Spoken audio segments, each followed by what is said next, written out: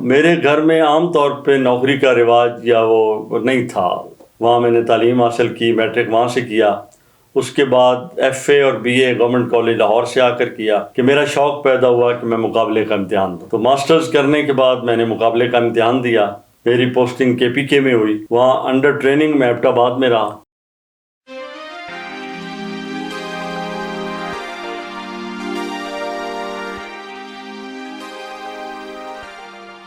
بسم اللہ الرحمن الرحیم. آج ہمارے مہمان ہیں بابر حسن بھروانہ صاحب. یہ ہمارے مہمان ہی نہیں ہیں، میزبان بھی ہیں. جنگ سے تعلق ہے، 22 گریڈ سے ریٹائر ہوئے ہیں. ان سے ان کی زندگی کے حالات کے بارے میں پوچھتے ہیں، اور انہوں نے 2 کتابیں بھی لکھی ہیں. سفر سفر تیری دنیا، دوسری کتاب ہے مسافتیں ثقافتیں. یہ دونوں سفر نامے ہیں. ان پر بھی بعد میں گفتگو کریں گے. ہمارے ساتھ آج پھر شامل ہیں ساجد خان صاحب. ہم دونوں مل کر بابر حسن بھروانہ صاحب سے ان کے بارے میں جو کچھ انہوں نے کام کیا، جن حکومتوں کے وہ ساتھ رہے، بہت کچھ جاننے کی کوشش کریں گے. آخر میں کتابوں کے اوپر بات کی جائے گی. جناب بابر حسن بھروانہ صاحب، بتائیے ہمیں کہ آپ جھنگ سے لاہور کا سفر اور پھر ملازمت اور کیا کیا، کہاں کہاں آپ رہے، جو بھی مختصر طور پر آپ ہمیں بتا سکتے ہیں. بسم اللہ الرحمن الرحیم. بڑی مہربانی ایوان صاحب، ساجد خان صاحب، آپ لوگ اس سلسلے میں تشریف لائے ہیں. میرے لیے خوشی کا باعث ہے کہ آپ جو لوگ میرے گھر تشریف لائے اور مجھے موقع دیا بات کرنے کا. تو بات کچھ یوں ہے کہ میرا تعلق تو ایک ذمہ دار گھرانے سے ہے، جھنگ سے. ہم بھروانہ قوم قبیلے سے میرا تعلق ہے، جو سیالوں کی ایک سب کاسٹ ہے، اور سیال راجپوتوں کی سب کاسٹ ہے. تو کہا تو یہ جاتا ہے کہ سیالوں کو کوئی 12ویں صدی عیسوی میں بابا فرید رحمۃ اللہ علیہ نے مسلمان کیا تھا، اور اس کے بعد اپنے مرشد کے کہنے پہ ہی سیال اس علاقے جھنگ میں آ کے آباد ہوئے. لیکن چونکہ اس کو 800 سال گزر چکے ہیں، اور پھر ان کی مختلف گوتوں یا ان کی مختلف کاسٹ نے مختلف علاقوں میں پھیل گئیں. بھروانے جو تھے وہ بھی سیالوں کی سب کاسٹ تھے، اور انہوں نے اپنا علاقہ دریائے چناب اور راوی کے درمیان، جس کو ساندل بار کہا جاتا ہے، یہ ان کا مین علاقہ تھا. اور کہا یہی جاتا ہے، روایات میں ملتا ہے کہ جب مغلوں کی حکومت کمزور ہوئی اور ابھی سکھ نہیں آئے تھے، تو افراتفری کے اس دور میں اس علاقے کی قوموں کو لیڈ بھروانے کرتے تھے. وہ ان کی ایک جی اس کا اجر پھر بعد تک بھی ملتا رہا کہ جب جمہوری دور آیا تو بے شمار بھروانہ حضرات قومی اور صوبائی اسمبلی میں منتخب ہوتے رہے. اور اب بھی ہمارے علاقے کی قومی اسمبلی کی سیٹ پر اور صوبائی اسمبلی کی سیٹ پر میرے عزیز بھروانہ صاحبان منتخب ہو کر اسمبلیوں میں پہنچے ہوئے ہیں. تو میں نے بھی اسی ماحول میں، ایک ذمہ دارہ ماحول میں، آپ اس کو جاگیردارانہ تو نہیں کہہ سکتے، نہ اس کو وہ سندھ یا جنوبی پنجاب کے ان جاگیرداروں سے منسوب کر سکتے ہیں. ایک ذمہ دارانہ ماحول میں آنکھ کھولی تھی. میرے گھر میں عام طور پہ نوکری کا رواج یا وہ نہیں تھا. تو میں پڑھا school sacred heart school Jhang تھا، وہاں میں نے تعلیم حاصل کی، میٹرک وہاں سے کیا. اس کے بعد ایف اے اور B A government college Lahore سے آ کر کیا. پھر قائد اعظم یونیورسٹی میں ماسٹرز انٹرنیشنل ریلیشن میں کی. تو شروع سے میرا رجحان تو تھا کہ پولیٹیکل سائنس یا اس طرح کے سبجیکٹس کی طرف. اور جو ہمارے ہاں چونکہ 2-3 بڑا ذمہ داروں میں بڑے اہم عہدے سمجھے جاتے تھے، جن میں سب سے اہم عہدہ ڈپٹی کمشنر کا تھا، جسے صاحب ضلع بھی کہا جاتا تھا. تو شاید بچپن میں سرگودا ضلع کے ایک ملک صاحب خان نون تھے، ان کا ہماری فیملی سے تعلق تھا، آنا جانا تھا، اور وہ ڈپٹی کمشنر رہے تھے کسی زمانے میں. تو ان کو دیکھ کر یا میرے بچپن کی یادوں میں یا میرے کوئی لاشعور میں کچھ بیٹھ گیا کہ میرا شوق پیدا ہوا کہ میں مقابلے کا امتحان دوں. تو ماسٹرز کرنے کے بعد میں نے مقابلے کا امتحان دیا. پہلے ایک اور سروس میں گیا، سب فارن سروس مجھے ملی، اسلام آباد میں رہا. لیکن چونکہ میرا ٹارگیٹ وہی ڈپٹی کمشنر والا ڈی ایم جی تھا، تو دوبارہ امتحان دیا تو اللہ نے اس میں کامیابی دی اور میں ڈی ایم جی میں منتخب ہو گیا. اور اس کے بعد یہ سفر جو اب 2-3 سال پہلے اختتام کو پہنچا ہے، یہ تقریباً 35 سال پہ محیط ہے میری سروس کا سفر، جس پہ میں اب ایک اپنی یادداشتوں کو بھی قلم بند کیا ہے میں نے، اور مجھے امید ہے کہ انشاءاللہ آنے والے چند ہفتوں میں ہی سنگ میل میں میری وہ کتاب بھی سامنے آ جائے گی، جس کو میں نے بابر بیتی زمانے جو خواب ہوئے کا نام دیا ہے۔ تو میری ان کتابوں کا آپ نے حوالہ دیا ہے، تو یہ تو سفر نامے تھے۔ لکھنے کا شوق مجھے تھوڑا تھوڑا ڈائری لکھنے کا یا یادداشتیں قلم بند کرنے کا تھا شروع میں، جو بعد میں کم ہوتا گیا، لیکن میں کچھ نہ کچھ لکھ لیا کرتا تھا۔ تو یہ سفر نامے مجھے چونکہ اچھے لگے تھے، یا آٹو بایوگرافی اچھی لگتی تھی، یا تاریخ سے دلچسپی تھی، تو اس حوالے سے یہ جو آپ نے ذکر کیا ہے یہ وہ میرے سفر نامے ہیں۔ آپ کے ان دونوں کتابوں پہ مولانا صاحب ہم انشاءاللہ علیحدہ بات کریں گے۔ پہلے تو یہ بتائیے کہ جو آپ جب آئے سرکاری نوکری میں، کہا جاتا ہے کون سا کامن تھا آپ کا اس وقت؟ میں پہلے جو آیا جی 11th کامن تھا میرا، اچھا جی، پھر میرا جو ڈی ایم جی میں آیا وہ 15th کامن۔ اچھا، تو آپ کے ساتھ فہد حسن فہد بھی تھے آپ کے ساتھ؟ میرے کلیگ تھے، میرے ساتھ تھے، بلکہ ہم کوئی تقریباً 1.5 سال میاں محمد نواز شریف کے ساتھ اکٹھے رہے۔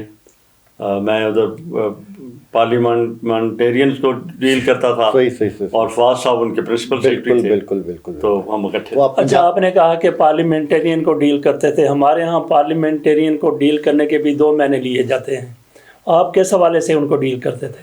ان کے کوئی بھی اگر وزیر اعظم کے ساتھ کوئی ان کی ملاقات ہونی ہوتی تھی، یا انہوں نے کوئی مطالبات رکھنے ہوتے تھے، یا اپنے علاقے کے کام کروانے ہوتے تھے، تو وہاں پر ایک پبلک افیئر یونٹ کے نام سے ایک شعبہ پرائم منسٹر کے یہاں موجود تھا، میں اس کو ہیڈ کر رہا تھا۔ اچھا، تو وہ ہمیں یہاں ملتے تھے، اگر وزیر اعظم سے ملنا ہے تو ہم ساتھ جاتے تھے، اور وہ کوئی اپنی گرانٹ مانگ رہے ہیں، یا کوئی اپنے علاقے کے کوئی مسائل لے کے گئے ہیں، کوئی سڑکوں کے معاملے میں ہیں، کوئی اور ہیلتھ کے معاملے میں ہیں، تو اس کو ہمیں۔ اچھا، اس میں بھی اس کا مطلب یہ ہے کہ جو پارلیمنٹیرین تھوڑا ادھر ادھر ہو جاتے تھے، ان کے ساتھ ڈیل کرنے کے لیے، سیدھے راستے پر لانے کے لیے کوئی اور لوگ رکھے ہوئے تھے نواز شریف صاحب؟ کم از کم میں نہیں تھا۔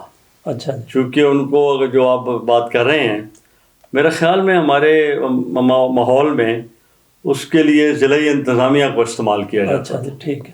میرا جو جاب تھی وہ تو یہ تھی کہ ان کو فیسیلیٹیٹ کیا جائے، ہاں جی، تو ان کو دبانے والا کام میرا نہیں۔ اچھی بات ہے۔ شوکت علی شاہ صاحب شاید آپ جانتے ہوں، جی جانتا ہوں۔ وہ بھی بیوروکریٹ رہے ہیں۔ اچھا، وہ لکھتے رہے ہیں، کئی دفعہ انہوں نے لکھا کہ نواز شریف صاحب ان کو پتہ تھا کہ کس بندے کو پیار سے آگے لانا ہے، کس کو مار کے آگے لانا ہے، کس کو اغوا کر کے، اس طرح کا تھا۔ یوں میں نے یہ سوال کیا۔ میں چونکہ میاں نواز شریف کے ساتھ 1.5 سال کا عرصہ گزرا، میں نے انہیں ایک بڑا منجا ہوا سیاستدان پایا، کہ اب وہ مطلب اتنا ان کو تجربہ سیاست میں ہو چکا تھا جی کہ وہ جیسے ہم کہتے ہیں کہ گولف کا بال انہیں فٹ بال نظر آتا تھا۔ اچھا، تو انہیں پتہ تھا کہ کون کس پانی میں ہے، کتنے وہ اس سے کیسے بات کرنی ہے، اور ان کے یہاں کیٹیگری تھی کہ یہ بندہ تو مجھے نہ اس نے پہلے چھوڑا تھا، اور نہ اب چھوڑے گا، اور نہ مستقبل میں چھوڑے گا۔ یہ بندے جو ہیں یہ پہلے بھی چھوڑ گئے تھے، پھر آ گئے ہیں، صحیح، اور شاید جب میرے پہ برا وقت آئے گا تو پھر چھوڑ دیں گے۔ تیسری کیٹیگری ان لوگوں کی تھی جن کے بارے میں ان کے اندر خدشات پیدا ہو چکے تھے کہ یہ کسی اور کے آدمی۔ اچھا، مگر ہم آپ کو یہیں روکتے ہیں سر۔ جب آپ نے جوائن کیا دوبارہ ڈی ایم جی میں، تو پہلی آپ کو اسائنمنٹ کہاں ملی؟ جب میں ڈی ایم جی میں آیا تو پہلے سب سے اس وقت ایک پالیسی تھی جس کے تحت اپنے صوبے میں ہم نہیں رہ سکتے۔ صحیح۔ تو میں کے پی کے، جو اب اس وقت NWFP کہلاتا تھا، میری پوسٹنگ کے پی کے میں ہوئی۔ وہاں انڈر ٹریننگ میں ایبٹ آباد میں رہا، تو AC انڈر ٹریننگ کے بعد میری پوسٹنگ بڑی دور ہو گئی، داسو اچھا، کی طرف۔ میں نے ریکویسٹ کی وہاں پہ اپنے کمشنر کو، اور چیف سیکرٹری کے ذریعے میں جھنگ سے قریب ڈیرہ اسماعیل خان کی ایک تحصیل کلاچی تھی۔ جی بالکل۔ تو پھر میں پہلی ریگولر میری جو تعیناتی وہ کلاچی بطور AC کی ہوئی، وہ کلاچی تحصیل ضلع ڈیرہ اسماعیل۔ چلیں اور شارٹ کرتے ہیں، لاہور کب تشریف لے آئے آپ؟ میں جب پنجاب ادھر PK سے ٹرانسفر ہوا اور پنجاب آیا تو 2 تحصیلوں میں میں رہا، ساہیوال اور لیا میں۔ اس کے بعد جب معین قریشی صاحب کی کیئر ٹیکر گورنمنٹ آئی تو وسیع پیمانے پہ تبادلے ہوئے، تو میں اس میں 18ویں گریڈ میں پروموٹ بھی ہو گیا تھا، اور بطور ڈائریکٹر لوکل گورنمنٹ میری پوسٹنگ لاہور میں۔ اچھا، پھر آپ لاہور آ گئے۔ پھر میں لاہور۔ اس کا مطلب یہ ہے کہ اس کے بعد کا جو عرصہ تھا خصوصاً شہباز شریف صاحب کا زمانہ، نہ، شہباز شریف صاحب تو بعد میں آئے، کافی بعد میں آئے۔ یہ تو وہ دور تھا جب منظور بٹو، ہاں بالکل بالکل، چیف منسٹر میں نے تھے۔ شہباز شریف صاحب کا اس لیے ذکر کیا کہ ان کے ساتھ بھی آپ نے کوئی کام کیا کچھ عرصہ؟ یہ شہباز شریف صاحب کے ساتھ میں نے بالکل ان کے جب وہ وزیر اعلیٰ تھے تو میں 2 محکموں میں سیکرٹری رہا۔ پہلے میں اریگیشن کا سیکرٹری تھا، جی، اس کے بعد میں فارسٹ وائلڈ لائف میں رہا، صحیح، پھر میں انہی کے دور میں چیف سیٹلمنٹ کمشنر بھی رہا بورڈ آف ریونیو میں۔ بالکل بالکل بالکل۔ تو ان کے ساتھ بالکل کام کرنے کا موقع۔ بلکہ پوچھنا یہ چاہ رہے تھے کہ اریگیشن کا ڈپارٹمنٹ پنجاب کے حوالے سے بڑا اہم ڈپارٹمنٹ ہے، اور آپ اپنے جو کاشتکار ہیں ان کی بڑی مدد بھی کرتے ہیں، ان کو دیکھتے بھی ہیں، تو وہ تجربہ کیسا رہا؟ کم از کم میں اپنے حوالے سے یہ ضرور کہوں گا کہ ان کے بارے میں جو مشہور تھا کہ وہ سختی کرتے ہیں، یا وہ بعض اوقات اگر تو آپ پریپیئرڈ ہیں، ویل پریپیئرڈ ہیں، اور آپ اپنے ٹو دا پوائنٹ جواب دیتے ہیں اور اپنے محکمے کو جانتے ہیں، تو میرا نہیں خیال کہ وہ پھر بلا وجہ آپ کو پریشر ڈالتے تھے۔ بالکل بالکل۔ بعض اوقات ہماری بھی کمزوریاں ہوتی تھیں کہ ہم سوال گندم اور جواب چنا میں ہم پڑ جاتے ہیں، تو پھر وہ پبلکلی بھی کچھ بھی کہہ دیتے تھے۔ بالکل بالکل۔ لیکن جو ان کا ایک اور اریگیشن کے حوالے سے میں کہوں گا، کیونکہ میاں صاحب کا اپنا تعلق شہری طبقے سے تھا، تو وہ گہرائی میں اتنا اریگیشن یا فارسٹ اینڈ وائلڈ لائف ان کی پرائرٹیز میں اتنے نہیں تھے۔ اس کو ڈیل کرنے کے لیے جو ہمارے منسٹر تھے اس وقت کے راجہ ریاض احمد اور کھوسا صاحب مسلم لیگ نون کی طرف سے، ان کی ایک کمیٹی تھی، اور یہ دونوں کا چونکہ تعلق ذمہ دارہ بیک گراؤنڈ سے تھا آپ کے لیے تو معاملات بڑی خوش اسلوبی سے چلتے رہے۔ کیونکہ مجھے یاد ہے جب آپ بورڈ آف ریونیو کے ممبر تھے تو میری بھی حسن اتفاق سے 1 دفعہ ملاقات ہوئی، اور سب سے اچھی بات یہ ہوتی تھی کہ آپ سائلین، کیونکہ وہاں پہ آتے تھے آخر پہ، ان کو نہ صرف تسلی دیتے تھے بلکہ ان کی مدد کرتے تھے، اور جس پہ آپ کا عملہ بعض اوقات یہ بھی سوچتا تھا کہ بلکہ کئی دفعہ تو ایسا بھی ہوتا تھا کہ میں کوئی سائلین 2 آ چکے ہیں جن کی لٹیگیشن کئی سالوں سے چل رہی ہے، بالکل، اور وکیل صاحبان، وکلاء صاحبان پھر تاریخ مانگ رہے ہیں، تو میں ان سے پوچھا کرتا تھا کہ تم آگے آؤ نا، تم اپنی زبان میں مجھے سمجھا سکتے ہو، اور کیا تاریخ چاہیے یا میرے اس پہ اعتماد کرتے ہوئے فیصلہ چاہتے ہو؟ بالکل بالکل۔ تو کئی بار وہ کہتے تھے ہم فیصلہ چاہتے ہیں، صحیح، اور میں انہیں اسٹیج پہ بلا لیتا تھا وکلاء صاحبان سے معذرت کر کے کہ جی ان کی بات ان کی زبانی مجھے سننے دیں، کیونکہ میں ان کی زبان جانتا ہوں۔ بالکل ایسا ہی۔ تو وہ کئی دفعہ چھوٹا سا مسئلہ ہونا کہ جی وہ میری 2 ایکڑ کا معاملہ ہے، میرے بھائی نے 2 کنال فلاں پہ میری تھی قبضہ کیا ہوا ہے، اور پٹواری نے غلط اس کی وہ نشاندہی کر دی ہے، تو وہ جب میں نے بات سنی تو ذمہ دار ہونے کے ناطے مجھے خود بھی پتہ چل جاتا۔ بالکل بالکل۔ تو اس پہ کئی دفعہ بڑا فائدہ ہونا، اور اسی طرح اریگیشن میں کہ وہ انہوں نے جو بات کرنی تھی کہ میری نہر میں پانی نہیں پہنچ رہا، تو کمپیوٹر نے بتانا کہ جی پہنچ رہا ہے، بالکل، حالانکہ وہ واقعی نہیں پہنچ رہا ہوتا۔ بالکل بالکل۔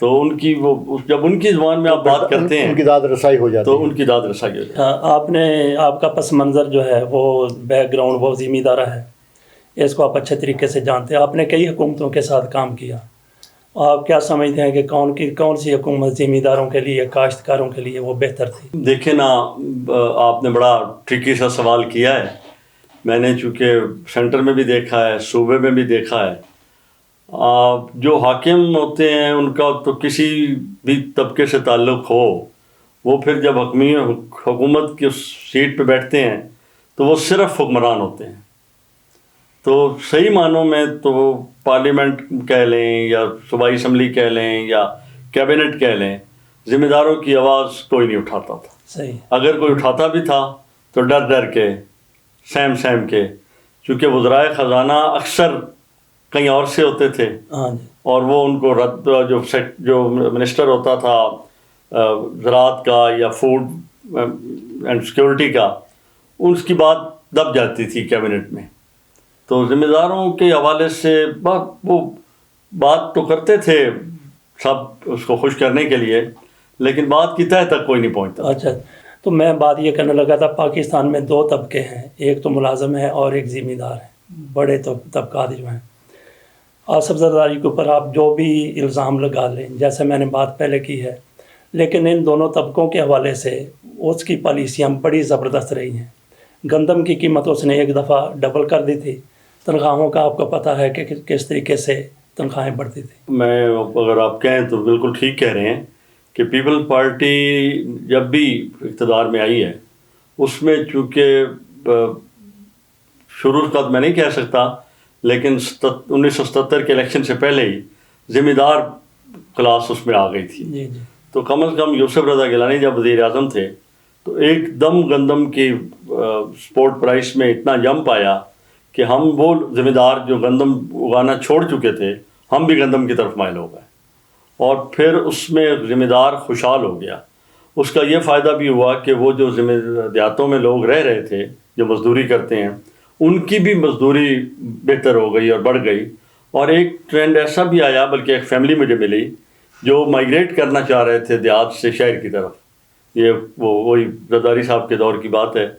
تو وہ رک گئے. میں نے بھی انہیں کہا کہ تم رک جاؤ، تو انہوں نے کہا جی ہم اس لیے جا رہے تھے کہ یہاں روزگار نہیں تھا، اور اب ہمیں روزگار بہت اچھا مل رہا ہے.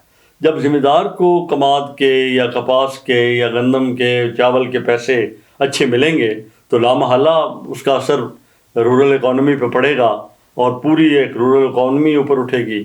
یہ بات آپ ٹھیک کہہ رہے ہیں کہ پیپل پارٹی جب بھی اقتدار میں آئی ہے، انہوں نے ذمہ داروں کے مفادات کا خیال رکھا ہے.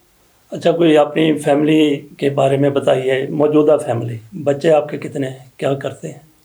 میرے 2 بیٹے ہیں جی، اور دونوں بیٹے اب ادھر تو کر چکے ہیں تعلیم مکمل، باہر جانے کا ارادہ رکھتے ہیں کہ کچھ باہر سے ماسٹرز کر کے آئیں. بڑے کا نام میں نے اپنے دادا کے نام پہ رکھا تھا، جو ہمارے حلقوں میں شاید بڑا سٹرین لگے، لیکن وہ ہمارے خیالوں میں یہ نام عام استعمال ہوتا رہا ہے. اس کا نام محمد مہپال ہے. اچھا جی. اور چھوٹے کا نام زیرک حسن ہے. اچھا، یہ مہپال تھا جو آپ کے ساتھ انڈیا گیا تھا، سفر نامے میں تصویر بھی ایک ہے. جی چھوٹا وہ. تو میرا خیال ہے کہ آج ہم یہیں پہ اسے ختم کریں گے، کیونکہ ہمارا اب بھروانا صاحب کا ایک ایسا تعلق بن گیا ہے کہ اس پہ ہم کئی کلپ تیار کر سکتے ہیں. میں یہ چاہ رہا ہوں بھروانا صاحب کی بشاورت سے کہ جو بھی کلپ ہوں انہیں خاص واقعات اور حالات کے حوالے سے ہوں، تاکہ پچھلے کئی سال کی تاریخ جو ہے ہم سمیٹ سکیں اور جان سکیں. آج کی نشست تو یہیں تک ہے. انشاءاللہ جلد ملاقات ہوگی بھروانا صاحب کے ساتھ ایک نئی تاریخ کے ساتھ. خدا حافظ.